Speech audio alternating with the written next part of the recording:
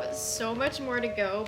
Okay, I just finished summer, and it turns out about 250 years later, I'm still act the same. Hey guys, it's Caitlin. Welcome to my channel. For today's video, I'm doing another reading challenge. I'm swapping my screen time for reading time. So on average, last week, my screen time was 3 hours and 1 minute, but I'm just gonna do 3 hours. The first story that I'm starting with is from Pushkin's The Captain's Daughter and Other Stories. So I read The Captain's Daughter in my last video, which I really enjoyed, and I kind of want to just stick with Pushkin, keep going with him. I'm gonna read the story in here titled The Queen of Spades. It's only about 30 or 40 pages, so it shouldn't take me the full 3 hours, but I guess we'll see. It took me forever to read The Captain's Daughter. I don't know what this story is about other than what is said on the back. It says it's a dark fable of gambling and obsessive greed. But with all that being said, let's get into some Pushkin. Okay, so I just finished The Queen of Spades. I've been reading for about 50 minutes now.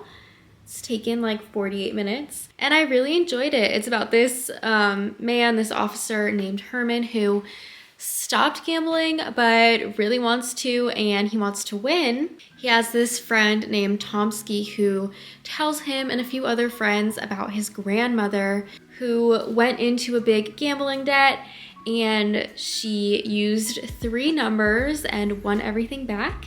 And then she actually helped her son, who was a giant gambler, to pick the same 3 numbers and win. So this intrigues Herman, and he's like, how can I get these numbers? How can I be introduced to the Countess? So he notices one of the Countess's maids, her name is Lizaveta, and he really does her dirty because he's really only focused on meeting the Countess and getting these 3 numbers, but he starts writing her letters, declaring his love for her, wanting to meet. So Lizaveta gives him instructions on how to enter the house, and he does so, but he doesn't go to her room.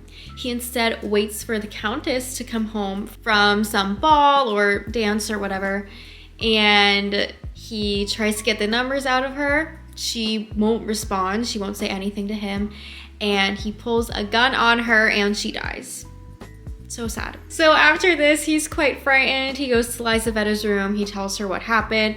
She's heartbroken because she thought this man actually liked her. And it turns out about 250 years later, men still act the same. But anyway, that was a joke. But obviously she's heartbroken and Herman is very distraught. He goes to the Countess's funeral.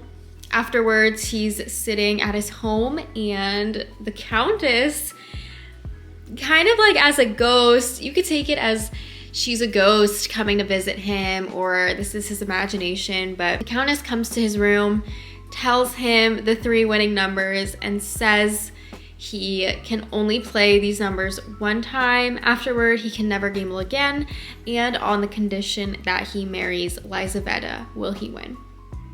So he goes, he plays the first number, he wins like 50,000. Next day, plays the second number, wins again.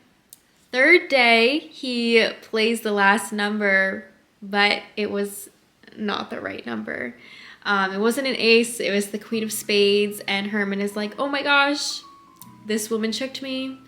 And yeah, he loses everything. He goes mentally insane. He now is at a mental hospital, and Lizaveta is happily married. So we love that. It reminded me a lot of Dostoevsky's The Gambler, mostly because grandmother is such a central character in both stories. But I thought this was really fun, really cute, kept me engaged. I think for the next, 30 minutes, like probably until probably until like 4:30. I'm just gonna keep reading, but I'm gonna switch over to Bleak House by Dickens because I really need to make some more progress in here. I took the bookmark out, but I'm about 150 pages in, so I definitely need to make some more progress because this is a thick book. See you guys with an update later today. Hey guys, so it is now day 2 of this challenge. I actually skipped a day just because I had to work and then I want to edit my video going up this Friday, which will be last Friday for you guys who are watching this. So on day 1, I told you that I finished Pushkin's short story, Queen of Spades, and then I read about 40 pages of Bleak House. I'm now on page 196. So still not even halfway through this book, but making good progress. Let me think, what just happened? Oh, okay, this is what happened. I got to the part where Mr. Tulkinghorn, he's a lawyer and he visits Mr. Snagsby, who employs a bunch of copiers to, I guess, write down briefs because it's not like they had computers where they could just print a bunch of copies. Mr. Tulkinghorn goes to Mr. Snagsby to try to identify who wrote a specific brief, and then Mr. Tulkinghorn goes to find him at his home and he's dead and no one knows who he is. It looks like he overdosed on opium and that's what people are believing, but then I just had a scene where Sir Leicester and Lady Dedlock are talking to Mr. Tulkinghorn, and it seems like something suspicious is going on. Not a ton of information was given, but just by the questions they were asking and their actions, they seemed very nervous, and I don't know if they planned for this to happen. I feel like there's something bigger going on in the background, but that's where I'm at with Bleak House. And the next chapter is Esther's narrative. So we're going back to Esther, who I love. And I think I'm going to start with this for today. I don't know if I'll read this for 3 hours straight. I might go back to Pushkin. But I'm going to read some Bleak House now, and I'll see you in a bit.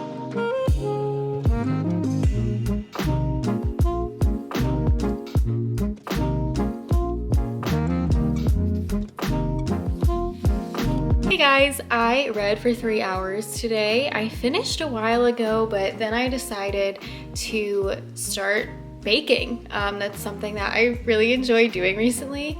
So sorry if I have do you see this? How did I get flour there? But anyway, that's why. Oh no, girl, this ain't it. I definitely should have filmed before I did all that because now I'm just frazzled. But I wanted to come on here and give my reading updates for today. I read about 50 pages of Bleak House, so I'm making really good progress. I'm now on page 254. We're back in Esther's perspective, which I love because I love her character. Ada and Richard have confessed their love for each other, which would be really cute if they weren't cousins, but we're gonna disregard that part because I think it's just the timeline, maybe. I feel like these past 50 pages, we've really just been getting to know the characters more. So Esther, Ada, Richard, Mr. Jarndyce, Skimpole, the Jellybees, and kind of seeing how they all intertwine with Tulkinghorn and the Snagsbys. I still feel like nothing has really happened yet. Like we're still in the buildup of this murder. I don't think the Nemo or the no name in Mr. Crook, is that his name? In Mr. Crook and Mrs. Flight's apartment, I don't think that's the big murder mystery. I still feel like there's something coming, but I'm having a good time with this. I kind of wish it would pick up a little bit and give me some plot, but I'm not getting bored. I'm still engaged and I really just want to know where the story is going. I read that for about 2 hours and then I started Summer by Edith Wharton. I got about 35 pages in. I don't really like our main character, Charity. She is very hot-headed, very feisty. She was kind of adopted, but not legally, by this lawyer and his wife, the Royals. I think it's Royals. I don't think it's Royal. Adopted by them as a child, and they live in this just super boring, nothing happens town. No one is really wealthy or worldly, and this young gentleman named Lucius Harney has come to town to visit his cousin, and him and Charity meet at the library where she works. Based on the synopsis, they're gonna have a passionate romance, but there's gonna be some societal challenges because he's a city boy and she is a small town girl. This takes place in the early 1900s, and I wasn't super excited to start this just because it's the middle of winter outside. It was literally 7 degrees today, but I was really feeling picking this up, and I thought I might as well while I was in the mood. I'll see you guys tomorrow when I start my next 3 hours of reading, so I'll see you then.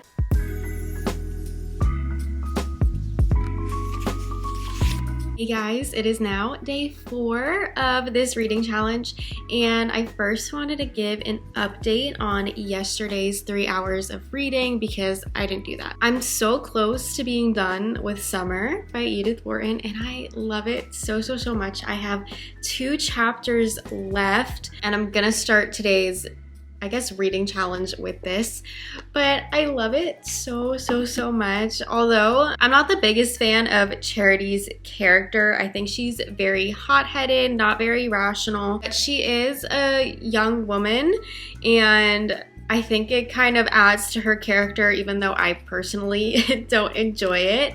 But she's gotten herself into a bit of a mess. It's really heartbreaking. Basically, what's happened is Charity falls in love with Lucius Harney, and they kind of have this secret romantic tryst, although it's not super secretive. A lot of the town speculates it, and this is at a time where that is frowned upon. One of the big issues is Charity is a much lower status socially than Lucius. So now we're at this point where Charity and Lucius have had relations, and Lucius says to Charity that he has to go away for a month or 2, and he can't give an exact date when he's gonna come back, but he will, and then they're gonna get married. Charity finds out through her friend that Lucius is engaged to another woman. I know. And we also find out that Charity is pregnant. So there's a lot going on there. And then I don't think I mentioned another important piece, which I think is gonna come back around in these last 2 chapters. So very on in this story, Charity's guardian, Mr. Royal, I think it's Royal, not Royale. Now that I keep reading this story, it's basically Royal with 2 L's. So I'm going back to Royal. He is Charity's guardian, not her, not related to her in any way. And he asked her to marry him. She said no, became very tense in the household. And then he asked her again later in the story because he knows that Lucius is not going to marry Charity because of their social standing. So he asked her again. Charity said no again. Now Charity's pregnant. I don't think she really wants to give up the baby. She did go to, an abortion clinic. Those weren't really things in this time period, but she got scared and ran back home. So I kind of do think she is gonna marry Mr. Royal, which is so gross because he is a father figure to her, although they aren't related. But I do think that's what's gonna happen because I don't think Lucius is gonna come back for Charity, but we'll see. There's 2 chapters left. I think a lot is gonna happen. So I'm gonna get to reading, but I'll give you an update once I finish this. But I really am enjoying it. I read Age of Innocence a few years back, loved it. I read Ethan Frome, I think last winter, probably this time last year, and honestly I didn't love it. It was okay. I am really having a great time with Summer, so yeah, let's see where this goes. Okay, I just finished Summer. It took me about an hour to finish those, 3 chapters. And, okay, I kind of had a feeling it was going to end the way it did, but I kind of wish there was some closure or resolution with Harney. I really wanted to see him come back into the story, but I also get why he didn't, why Wharton didn't bring him back because Charity really just had to deal with like what happened in the situation.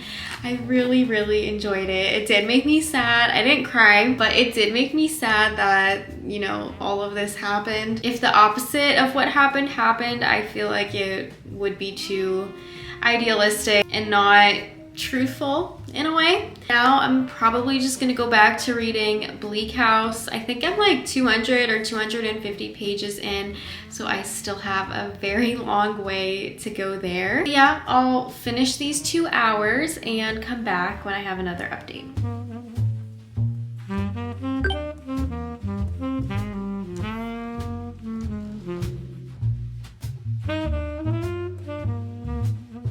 Guys, so it is now the last day of this challenge.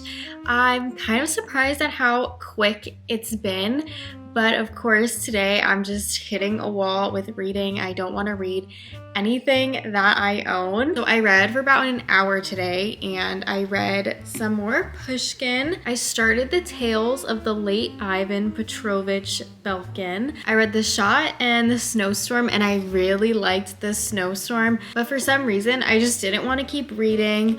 I'm not really in the mood to read Bleak House, although I did get to page 315 yesterday, and you can finally tell that I'm like making good progress. I still feel like I don't know where this is headed. Something about Lady Deadlock is really suspicious, and then we just met 2 more characters, Mr. and Mrs. Chadband, and Mrs. Chadband knows Esther from her childhood, so I'm not sure how that intertwines, but it does.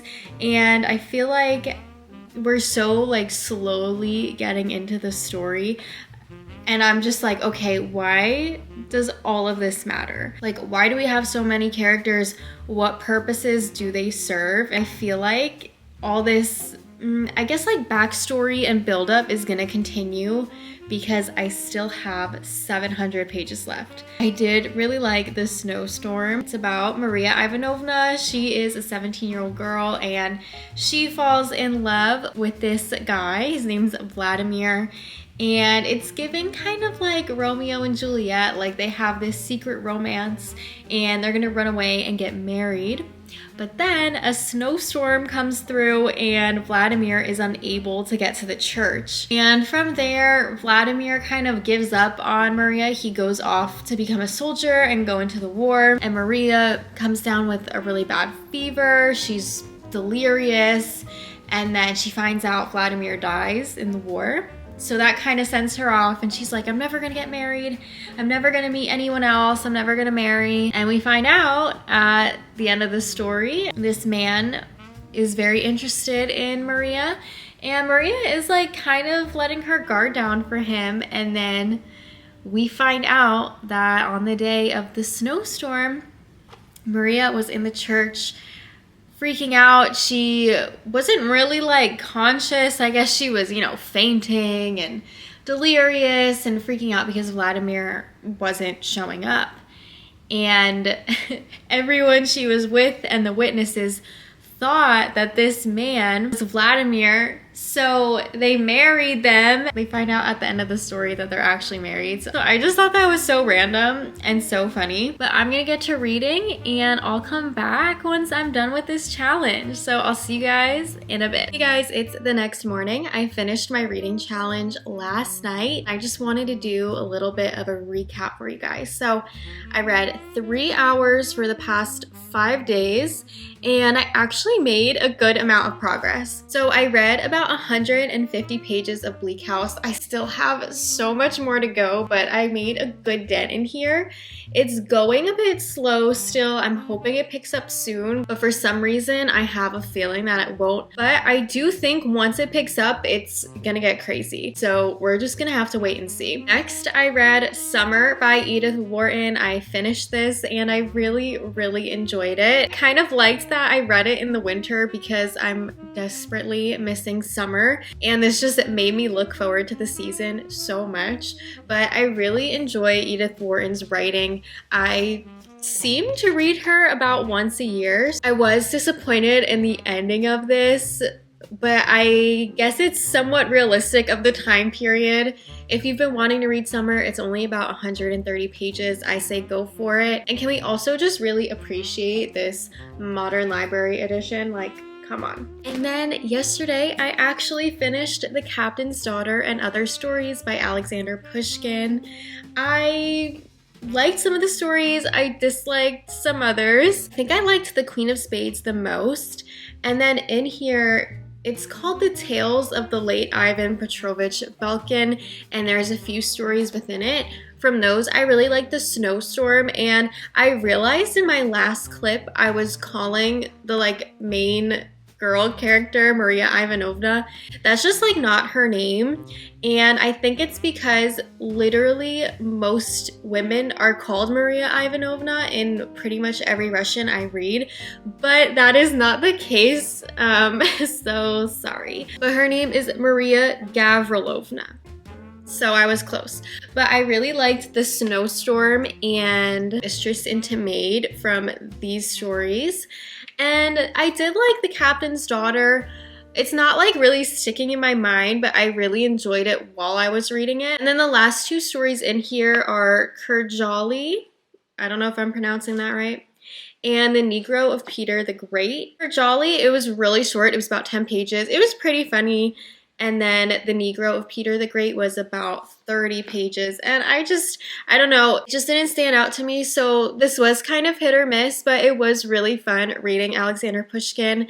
I always want to read him, but then I never do. And I think it's because he doesn't really have a fictional novel. He just has poetry and short stories, but he is my favorite author's favorite author, so I really wanted to read him, and I'm glad I did. You can see the influences of Dostoevsky and Gogol in here, which is really cool. There is a short story from the Belkin short stories called The Undertaker, and it reminds me so much of Dostoevsky's short stories, and also The Queen of Spades with all the gambling references, and the grandma particularly being super involved in this story reminded me of Dostoevsky's The Gambler, so that was always really cool to see. But that is everything I read during this reading challenge. I hope you guys liked it. I'm so happy that I actually succeeded compared to my last challenge, which didn't go so great. But if you've made it to this point, thank you so much for watching, and I'll see you in the next video.